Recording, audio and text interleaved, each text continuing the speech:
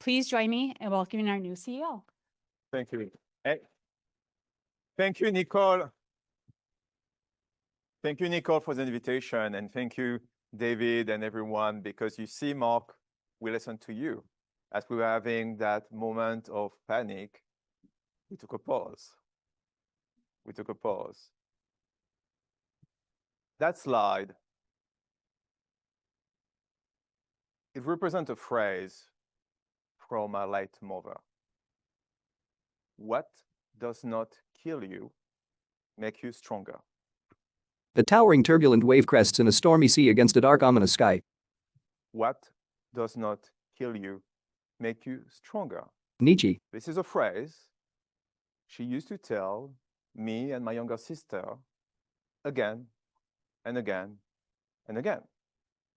Whenever we were complaining, whenever we said something was unfair, whenever it was her way to push on us resiliency. You're going to go through that. You're going to get better at the end. And so, what did I do when I had my two sons? I did the same thing.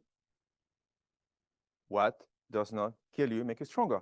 I was using the phrase from Nietzsche, right? And when they got to visit my late mother, she used to tell the same thing. So my sons thought, oh, it runs in the family. That is not crazy. It's all of us being crazy.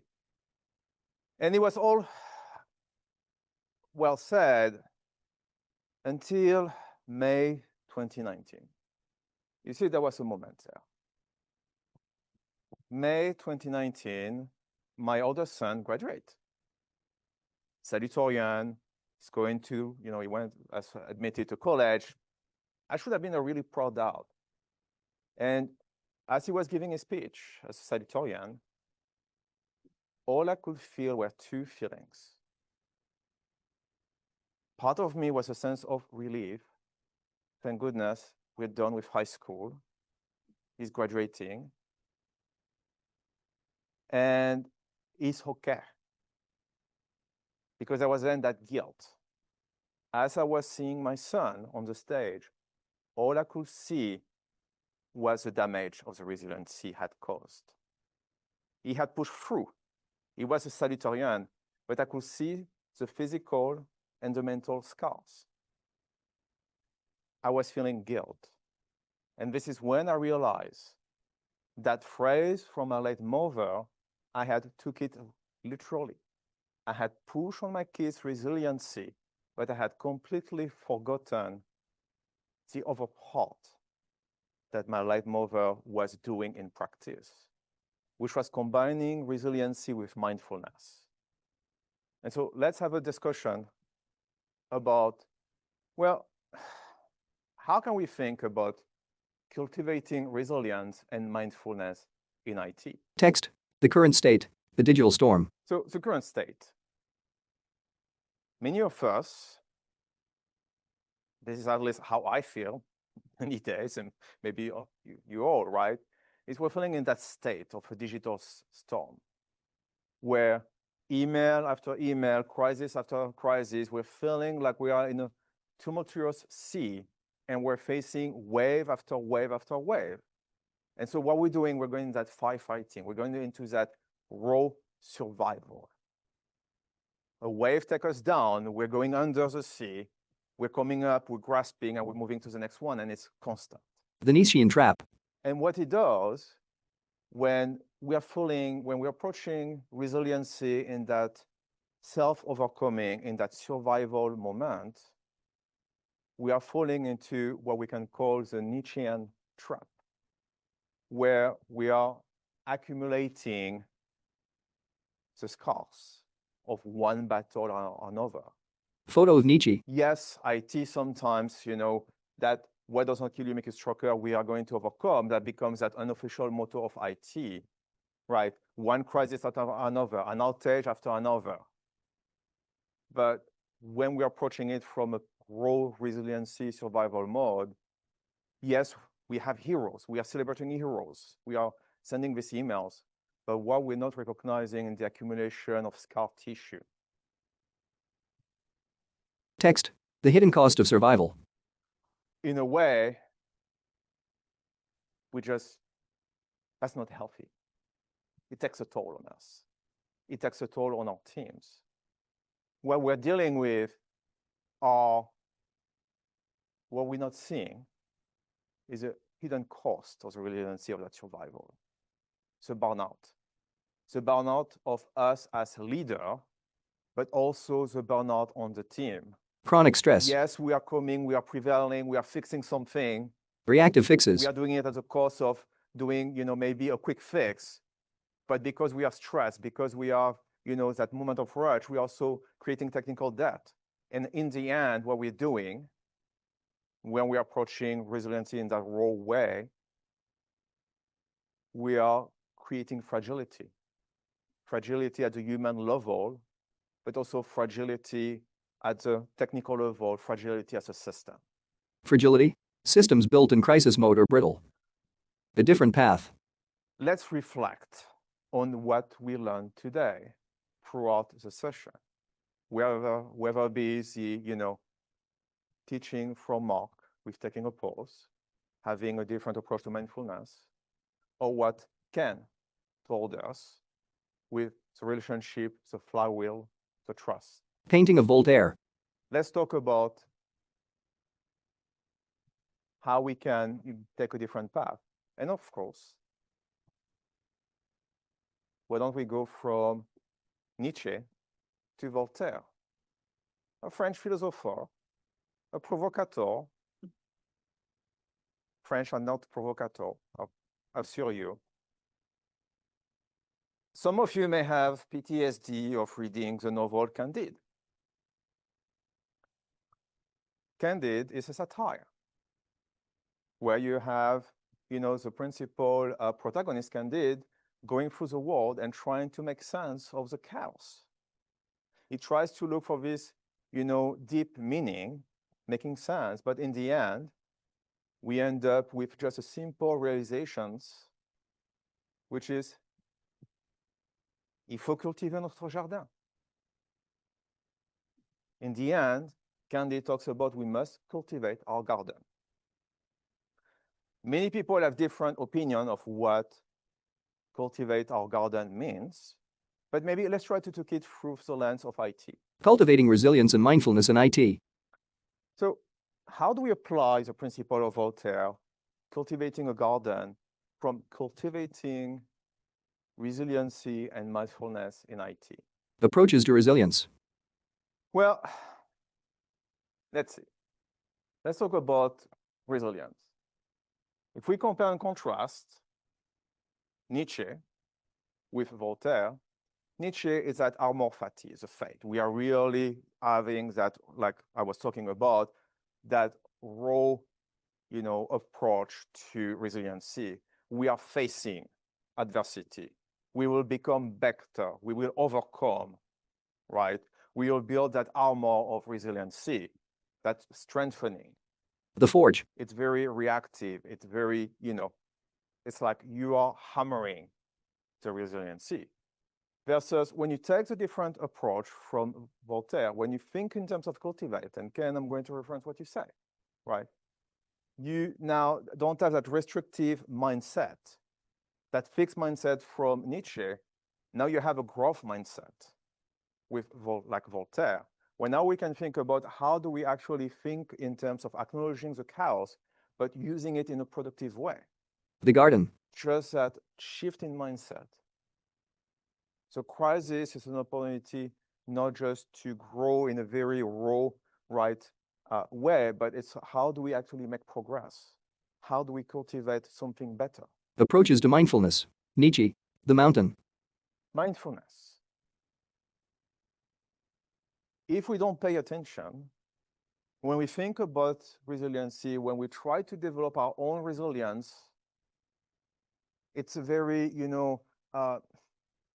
we are alone, right? We tend to overcome or want to overcome the challenge alone. We stand on top of the mountain. We are facing the wave alone. Voltaire. The task. Well, when you think now about that cultivate, if you go back to what, Ken, you told us earlier, we cultivate the relationships. Now we don't have to face the crisis alone because we have cultivated a relationship, we have cultivated a team. And now we have that mindfulness at a team level to address and approach the crisis. Defining your IT garden. Your team, your stack, your culture. By now you're like, okay, we talked about Nietzsche, we talked about Voltaire, we talked about garden, we are completely lost. What is that concept of a garden when you talk about IT? What do we cultivate? Well, let's talk about cultivating the team. The ecosystem of talent. That's what is the most important, the people, us. How do we cultivating a team as people leader? But it's not just cultivating the people, it's also the stack. Our technology stack, right? The infrastructure. If we think about that cultivation mindset, what are the weeds in the garden? What are we supposed to pull out? How do we prune so we have better performance? And when you have a garden, you also have a soul. What is a soul in an IT garden? Your culture. We talk a lot about the cultures, that trust, that norms, the relationship. What do we need to do to keep growing it? The art of weeding and planting. Let's talk about weeding before planting. When you look at the gardens, you have all kinds of weeds. How are you going to plant if you are full of weeds? How do we approach that? A woman pulls out a weed in a garden. Well, what is weeding in IT? Well, how do we remove what stifles us? Text. Mindful reduction. These are some examples. You don't have to agree with it. The intent is for us to have the discussion. Retiring legacy systems. Legacy systems, zombie project, and I can tell some of you are thinking, you're the CIO, we're going to have a list for you, things we needed to stop doing, or we're going to come to you for prioritization. That's fair. But let's think a bit deeper. What about eliminating the toxic, all is for the best, right? You have, if I remember his name, the character Pangloss, who is the eternal, ever optimist. So if we apply that to our world, ignoring what is happening, thinking, oh, all is for the best, there is no problem. We don't have any, issues from a cultural point of view that we have to address. Are we truly cultivating? Is it okay to accept and just ignoring the challenges and just plowing through one crisis after another? Avoiding chasing hype cycles. What about hype cycles? AI today, tomorrow, extended reality, the day after, humanoid robots. They're all going to happen, but how do we approach that in a mindful way versus trying to chase the next hype? The art of planting. Someone plants a small plant in the soil. Planting. I'm not going to pretend I have a green thumb, but as leader, if we want to cultivate mindfulness and resilience in IT, what do we want to plant? Well, it's not just relationships, it's how do we plant the seeds for the next generation of leaders? What is our responsibility? How do we protect spaces for people to actually address issues, to do that continuous improvement we all talk about? Intentional growth. Mentorship. Innovation with a purpose. Well-being. How about we plant well-being? Investing in the mental health of your gardeners. How are we going to leave the day, look at what is our own personal garden, or the garden that we are responsible to cultivate, our teams, organizations, and how we're going to approach building resilient, mindful teams, not teams that are just trained to go one crisis after another. How we're going to have that psychological safety. Ken, thank you so much again for making these examples. But that was so true. You example of the Microsoft M365. Cultivating this relationship, creating the psychological safety. How we're approaching the small relationship building in our own teams so that when there is a crisis, when there is an issue, people are feeling safe to speak up. That's what cultivating means. The table shows Nietzschean and Voltairean approaches to different mindfulness metrics. In a room with so many IT people, technologists, former technologists, could not have gone away without a chart to compare and contrast. I'm not saying this is right or wrong, but this is for you to take and think about. That raw survival from Nietzsche, that self-overcoming, that, we appear as leaders to inspire, that we will prevail, we will go through the crisis. I don't think this is what we want. If we are going to cultivate, if our goal is to have resiliency and mindfulness and having people flourishing, we want to really have teams thriving through steady guidance, one step at a time, not big declarations. When you cultivate a garden, it is a commitment and you show up every day. Because if you don't attend your garden, you come back a week after, you have a problem. You have weeds. You need to spend more time attending.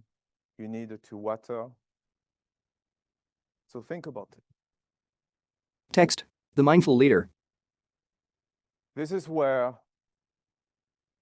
having the discussion, you thinking about it, how do you define a mindful leader?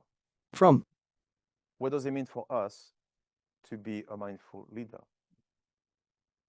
I don't have the answer because all of us are still evolving on that journey. The Zen Garden. But maybe whether you think about yourself as a servant leader or a quiet leader, it is about showing up and having intentional, everyday interactions, everyday investment in the people, in the process. Text: From Commander to Caretaker. It's about creating that environment where people are going to thrive. So I would invite you to take what you've learned today, what resonates with you, and ask yourself, what is it I'm going to take and put in actions to be a mindful leader that is going to be truly focused on cultivating that resiliency and that mindfulness? Not big action, small actions. And actually, I think it was Adam Farmanik, the Do It HR director, that reminded me recently about an article from Dr. Brené Brown, which is, we talk a lot about trust, but trust is you fill a jar of marble, one marble at a time. How are you doing regular daily check-in on the people that work for you? How are you checking yourself every day? Whether you put in practice what Mark taught us, whether you do journaling, it is a daily actions. Questions? Let's discuss how to cultivate your garden. So, how do you see cultivating your IT garden?